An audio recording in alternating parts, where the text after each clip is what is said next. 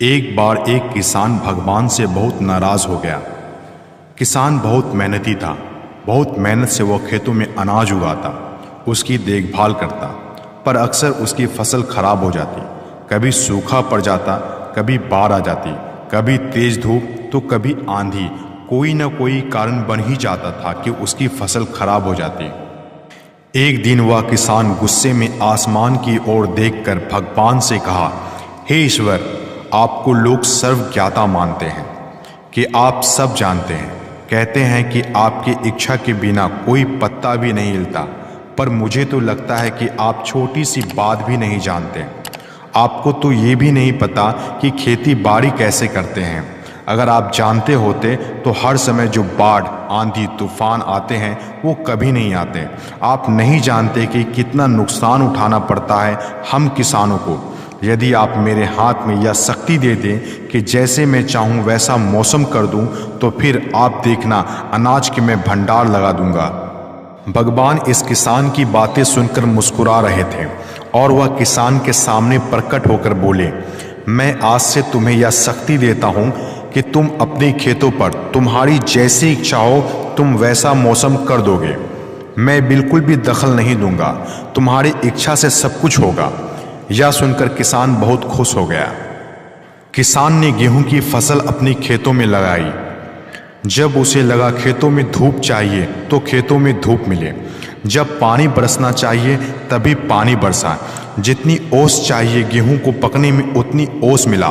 तूफान, बाढ़, आंधी कभी भी उसने अपने खेतों पर आने नहीं दिया। किसान के खेतों में इस वर्ष ऐसी फसल हुई जैसे कभी नहीं हुई थी।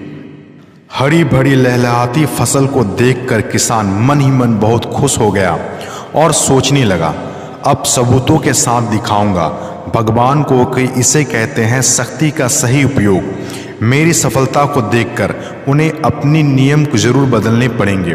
कुछ दिन गुजरे, फसल कटने को तैयार हो गए।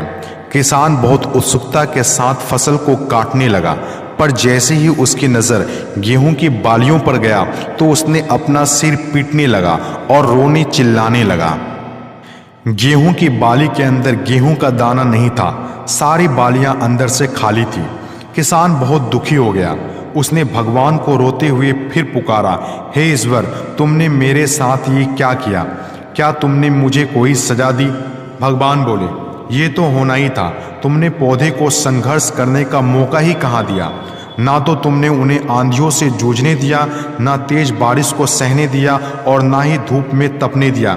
एक भी चुनौतियों का सामना तुमने उन्हें नहीं करने दिया, इसीलिए सारे पौधे अंदर से खोखले रह गए हैं।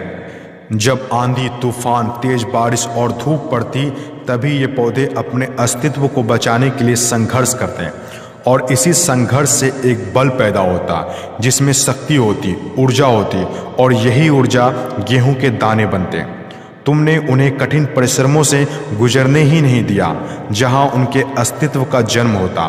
सारे बालियां इसलिए खाली है, इसमें एक भी गेहूं का दाना इसलिए नहीं है क्योंकि तुमने अपने पौधे को संघर्ष खत्म कर दिया। अगर पौधे संघर्ष करते तो दाना जरूर आता। याद रखिए, कोयले का टुकड़ा हीरा तभी बनता है जब वह उच्च दाब और उच्च ताप की मुश्किल परिस्थितियों से गुजरता है। इसी तरह यदि हमारी जिंदगी में कोई संघर्ष ना हो, कोई चुनौती ही ना हो, तो हम भी गेहूं की बालियों की तरह खोखले रह जाएंगे। कोई अस्तित्व ही नहीं होगा हमारा। विपरीत परिस्थितियां, चुनौतियां, समस्या हमें और अधिक निखारती है। यदि जीवन में कठिन परिस्थितियां और चुनौतियां आए तो घबराना नहीं, बल्कि सामना करना, विश्वास करना कि आप और अधिक निखर जाओगे और अधिक मजबूत बन जाओगे। किसी ने कितना सच कहा है, जिंदगी जीना आसान नहीं होता, बिना संघर्ष कोई महान नहीं होता। जब तक न पड़े हथौड़ी की चोट तब तक पत्थर भगवान नहीं होता। जो मुस्कुरा रहा है उसे दर्द ने पाला होगा, जो चल रहा है उसके पाँव में छाला होगा। बिना संघर्ष के इंसान चमक नहीं सकता, जो जलेगा उसी दिए में उजाला होगा। संघर्ष क्यों बचे संघर्ष से? संघर्ष ही जीवन की आत्मा है। जितना कठिन संघर्ष होगा उतनी ही शानदार जीत होगी।